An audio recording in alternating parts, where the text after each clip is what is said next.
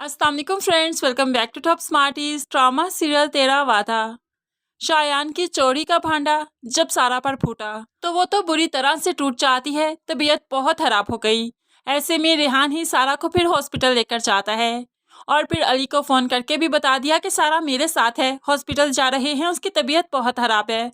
ऐसे में अली अब रेहान पर गुस्सा नहीं करता बल्कि फिक्रमंद हो जाता है और फिर सारा के पीछे फौरन हॉस्पिटल ही जाएगा। शायान अपने किए पर काफी शर्मिंदा है। सबको यकीन दिलवाने की कोशिश करता है कि वो बदल चुका है, लेकिन कोई भी उसकी बात पर यकीन नहीं कर रहा। तभी तो वो कमरे में बैठा रोने लगा और खुद को ही कोसने लगा। मारिया भाई को देख रही थी और उसके लिए काफी गमसदा भी हो जाती है, क्योंकि मारिया जानती है कि गलतियों के बाद शर्मिंदगी कितनी अजियतनाक होती है। दूसरी तरफ साइम को सारा ने बता दिया कि बिलाल ने सुसाइड करने की कोशिश की थी, तो साइम भला कैसे यहाँ पर रह सकती है। वो तो फौरन से पहले भाई से मिलना चाहती है। वो भाई के पास जाने ही वाली थी कि शाजिया बेगम ने रोक लिया। कहाँ जा रही हो? तो साइम कहने लगी, जरूरी काम से जा रही हूँ। शाजिया बेगम भला कैसे जाने देगी? हर काम में अपनी मर्जी करना उन्हें अच्छा लगता है, इसलिए तो कहने लगी, नहीं तुम नहीं जा सकती। तो साइम भी बहुत गुस्से में आ गया, ऐसे कैसे आप मुझे रोक सकती हैं? इस तरह से ताकत की बिना पर रोकना कोई बढ़ाई तो नहीं। अब शाजिया बेगम को साइम ने इस तरह से जो बातें सुनाई तो उन्हें शर्मिंदगी सी महसूस हुई कि नगीन भी पास खड़ी है और ये किस तरह से बातें कर रही है।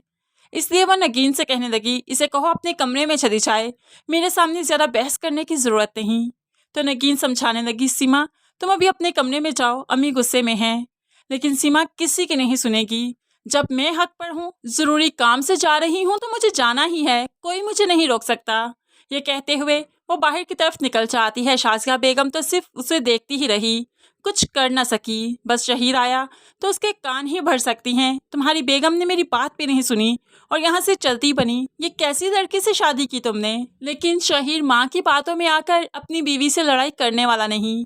दूसरी तरफ अब सीमा बिलाल के पास भी पहुंच जाती है। ये कैसी हालत बना रखी तुमने, क्या हुआ है तुम्हें? तो अब बिलाल कहने लगा, जिसे बहुत चाहता था ना मैं, उसे छोड़ने का इरादा कर रहा हूँ, तलाक दे दूंगा मैं मारिया को। साइम ने बिलाल की हालत देखी तो बुरी तरह से तड़प जाती है, क्योंकि खूनी रिश्तों में से उसके पास सिर्फ एक भाई का रिश्ता है। इसलिए तो वो अब बगैर कुछ सोचे मारिया के मेके भी चली जाती है और उसे बातें सुनाई, मेरे भाई की हालत की जिम्मेदार सिर्फ तुम हो। मारिया आज शर्मिंदा है, लेकिन यही मारिया तब अकड़ अकड़ कर बोला करती थी। साइम बुरे कामों से जब रोका करती थी तो मारिया की जबान को लगाम नहीं था, तो आज शर्मिंदा उसके सामने खड़ी है। तब साइम कहने लगी, मेरे भाई को कुछ हो गया तो मैं माफ नहीं करूंगी। मैं तो उसे कहती हूँ कि पहली ही फुर्सत में तुम्हें छोड़ दे, तुम्हें तलाक दे दे। क्या करना है तुम्हारा साथ उसने? तुमने आज तक कोई उसे खुशी दी है जो आइंदा दोगी? ऐसे में माँ तो बुरी तरह से डर जाती है और मारिया भी खौफजदा है, क्योंकि बिलाल के मुंह से तलाक की बात वो पहले ही सुन चुकी हैं। इसलिए तो मारिया साइम को ये सब कुछ करने से रोकेगी कि नहीं, मेरा घर बर्बाद ना करो, मैं बिलाल के साथ जिंदगी गुजारना चाहती हूँ, अब मैं सुधर चुकी हूँ। खौफ के वो बिलाल के पास जाएगी और अपनी हर गलती का इतराफ़ करेगी।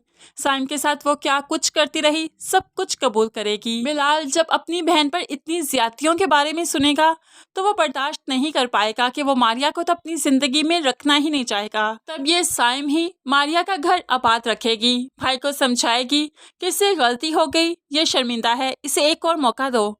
ऐसे में बिलाल और मारिया का घर आबाद सिर्फ साइम की वजह से ही होगा। तो दूसरी तरफ होप्सो नगीन साइम के बच्चे को नुकसान पहुंचाने की कोशिश करे, उसको मारने की कोशिश करे ताकि शहीर सिर्फ उसी का होकर रहे, तो वो पकड़ी जाएगी, जिसकी वजह से शहीर नगीन को घर से ही निकाल देगा और वो फिर अपनी जिंदगी सिर्फ साइम के साथ ही गुजारेगा और यही नगीन के गुनाहों की सजा होगी।